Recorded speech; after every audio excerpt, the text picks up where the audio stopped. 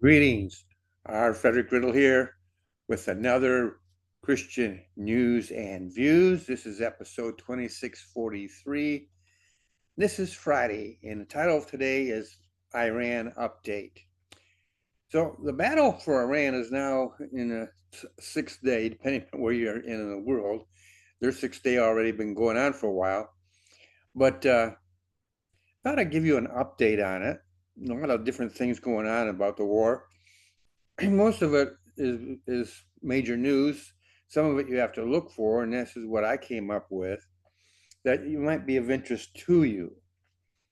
So, President Donald Trump wrote on his social media on Friday that there will be no deal with Iran except unconditional surrender. After that, and the selection of a great and acceptable leader, we and many of our wonderful and very brave allies and partners will work tirelessly to bring Iran back from the brink of destruction, he wrote. That's the basic format I want to deal with today. And that statement that he made, coming from, if it came from any previous president of recent times, we might be tempted to dismiss it simply as political speech, grandstanding, whatever you want to call it. But even his enemies know that Donald Trump has demonstrated that he says what he means and means what he says. So I think that this deserves us taking a closer look at it. And first, we're going to start out with unconditional surrender. The term speaks for itself in many ways, but what does it mean? What does he mean? And here's what I think. Number one, I think that unconditional surrender means to disarm immediately. That would include ceasing all armed activities, surrounding all military, surrendering all military facilities to the U.S.-led forces. That's just number one. Number two, all current government leaders and employees to step down immediately. Number three, all government leaders to surrender as directed by appropriately appointed officials. Now, this might be a little bit of a problem to appoint the officials. In my further comment here, I might address that. Number four, all Iranian Guard. I think they're called the Red Guard. I don't remember the whole correct name for them. They're to stand down and their leaders placed under arrest. They have been, these are the people who have been really crushing the Iranian people, arresting them, beating them, in some cases killing people, simply because they were demonstrating. And so they have to be held accountable. And we should be able to send in forces, whether it be a representative force or whatever. This is something they would work out, but this is something that was going to happen. And the current government, even though it's stepping down, should leave somebody in charge who can place them under arrest and things of this nature. These are all issues in which I'm not qualified to even address because I don't know how the government their government over there works or anything of that nature. And so the people who would know it, and again, there are people who have a resource that we can go to on this. Now, there are more expectations. One of the things that President Trump mentioned was great and acceptable leaders. And so that's one of the things that he's talking about. And I have I did some research on this, and I came up with this very interesting thing. So while regime change may not have priority, I believe the Iranian people deserve the right to dismantle the current government. there is some talk of restoring the previous government. And this is where I have some very interesting, these might be the great leaders. This might be the resource that President Trump is referring to, if he has a particular one in mind. He didn't say he did.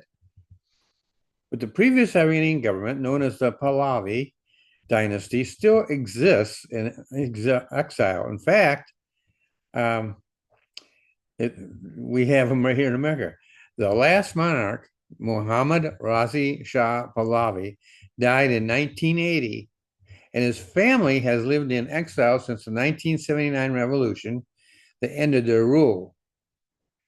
Currently, Crown Prince Reza Pahlavi, the son of the last Shah, lives in Washington, D.C., and has been advocating for democratic reform and regime change in Iran. I do not know any contact between him and the Trump administration. I wouldn't be surprised if there is. They may be actually talking actively to him now about moving in and restoring the government. I'm not saying that that is a solution, but it might be worth looking into. And I think there's a possibility they already are. The thing is this, that Crown Prince Reza Pahlavi, living in Washington, D.C., and since it's considered a government in exile, I'm assuming he has the rudiments of a government that he could move over to Iran and start implementing immediately. If that is true, and if that's something that the Trump administration and the allies, we have a growing number of allies there, they might seize upon that. But I'm sure, and I would kind of expect that they would go not just operate independently. Eventually, they'll be independent and back and be in complete control. But at the beginning, there's going to be some things that the Western worlds, not just the president of the United States, but the allies, they may want to have some say in some things. Iran has been a rogue state, has been doing some rather, well, they've been at war with the West for years, even though the West didn't respond in like manner. And they committed atrocities. They broke laws. They did a lot of things that somebody has to be held accountable to. And so I think there's going to be some strings attached.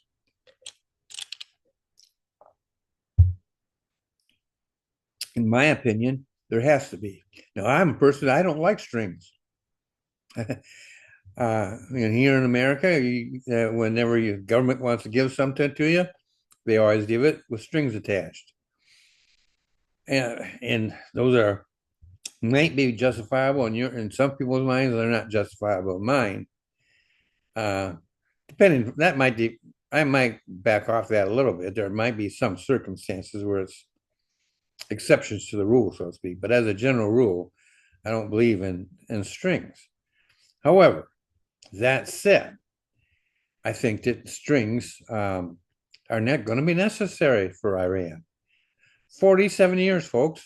They've done a lot of damage, not only in their own country, but abroad. And they must be held accountable for it. And so, just as Germany was held accountable for what happened in World War II, then Iran must be held accountable in some kind of a trial, I suppose. And I think the Crown Prince would be, if he's the way they go, he would be the new Shah, and he would be in charge of that. But there would be strings running from him back up the line to the government and the other governments, the Western governments, especially the United States. And so that would be so that he would be focused not on other activities, but on particular ones that the Western world wants to take care of. Once those are satisfied, and he has shown that he can run the government effectively, and then I would expect them to back off and let that country become independent once again. But just like Germany took a little while, there was a time when Germany, after the war, not only was the Nuremberg trials, but they also had for a while, there was two Germanys, East and West. And for a while, those were divided up into military districts, so to speak.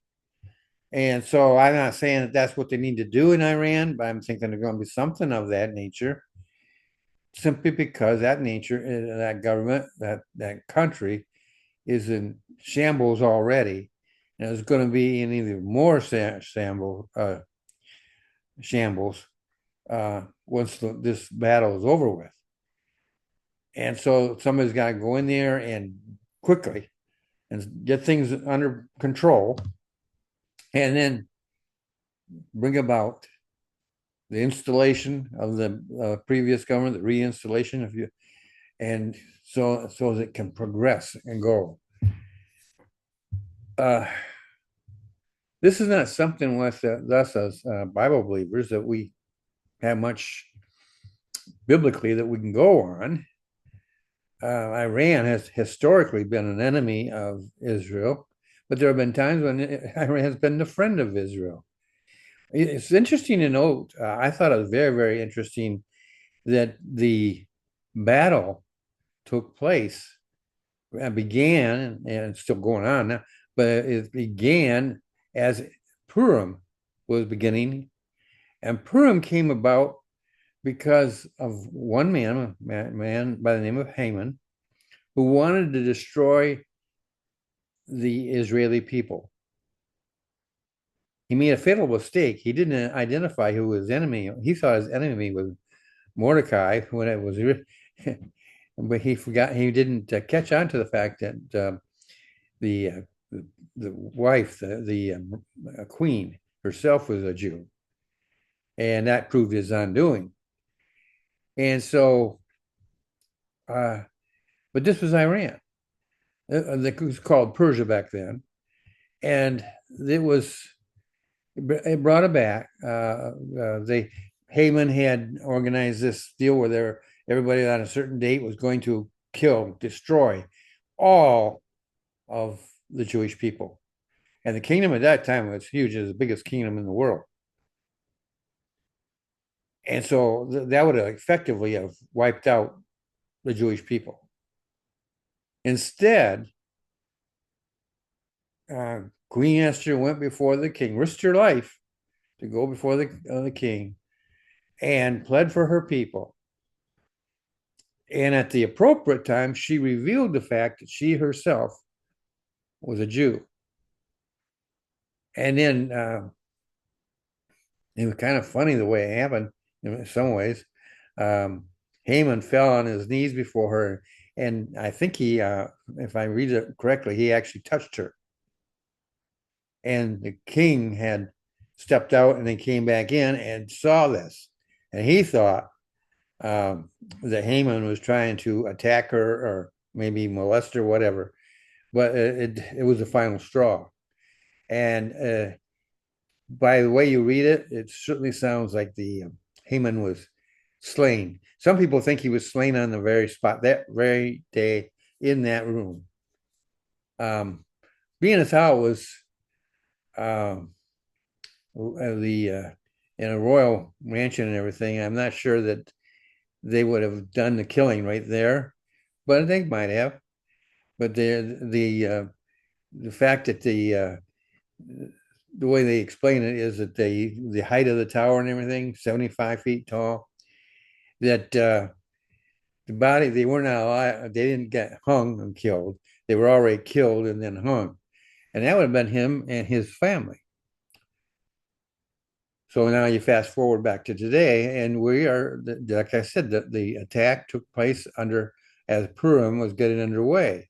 I think the relationship is very interesting. I'm not saying that Trump even knew I believe he is saved. He doesn't dot his I's and cross his T's like I do, but I believe he's saved. I have no reason to believe otherwise. Most of the things that are said about him or said about him when he was unsaved, and people do change once they get saved. But um, I'm not sure what his Bible knowledge is and whether he even knew about Purim or not. But that's something that's interesting, which may suggest God moving in the background, arranging events. But we have no biblical thing to go to in the Bible that says that this war was going to happen, this battle, this police action, or whatever you want to call it, was going to happen. It's important to us today, and it will be important in history. But as far as the entire history of the world is concerned, it's going to be a minor event, and having no biblical significance that we can see, except for one thing. I think it demonstrates that things can happen really, really fast. And Russia, although I think Russia is not in any position to do any kind of invasion today, they're importing troops to be able to fight their war in the Ukraine, and so a lot of their weapons are gone, spent, used up. So we don't know. To say that this could be that one of the wars mentioned in the Bible, I just don't see it. Now, I mentioned to you before about the on-wall villages and things of this nature, but this does sort of set the table for the future. It's going Israel is strong, and it's demonstrated that they are that very fact, and they have a strong relationship with the United States. But I don't think the United States is going to be a superpower when that attack takes place. I think we're going to be a third world. And why do I think that? Well, think of this: when the rapture takes place, there's going to be a lot of people, millions of people gone around the world, but here in the United States, for sure.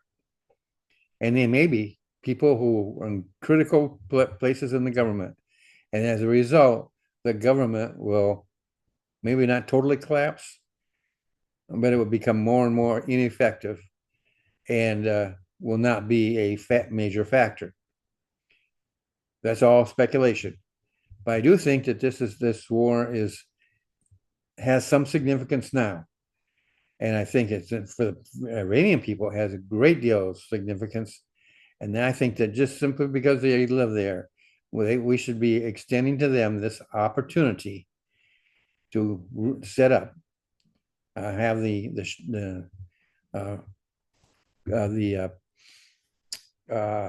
is Crown Prince. That's what it is, Crown Prince visa, and he is going to, if he takes in, they'll restore the monarchy and go on from there.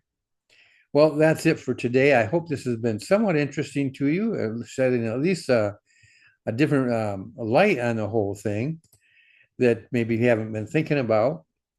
And I always try to inform you, encourage you, and inspire you. Hopefully, I've done at least one of those. And I always like to remind you that this is brought to you free of charge. No, you don't have to pay any money to subscribe or anything like that. It's free of charge, and it's brought to you by TNR Independent Books, a Christian indie publisher. And if you are interested in becoming an author, we will teach you, and we will also publish. We're looking for Christian authors.